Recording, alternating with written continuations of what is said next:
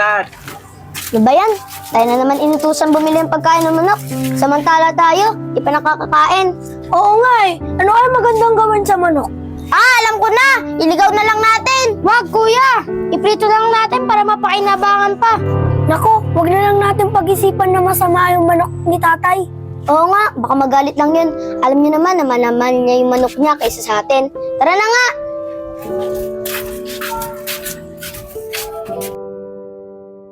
Mari, galingan mo ha, nagpakasin ako. Yan na, James! Yan na! Yan! Yan! Yan! Yan! 5 times! Yay! 10 times, yan na. Yay! Teka lang. Nawawala. Pare, nawawala oh. Ano yan? Nag-zero. Talo yata tayo niya, pare. May kinasin ko sa'yo.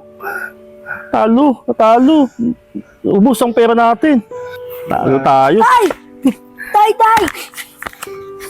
Pambili daw ng gamot ni nanay. Kasi malala na yung ubo niya. Ano? Sabi mo, malala yung pagkatalo namin, oh. Pangutang ka muna nun sa kapitbahay. Sabi mo, babayaran na lang pa nagkapera. Sige na, malis ka na rin. Wala na tayong pera. James, ubus na.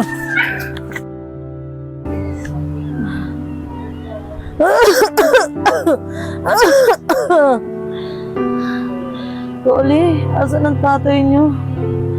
Loli, anak. Nahihirapan na talaga ako sa sakit ko, anak. Nilalamig na rin ako.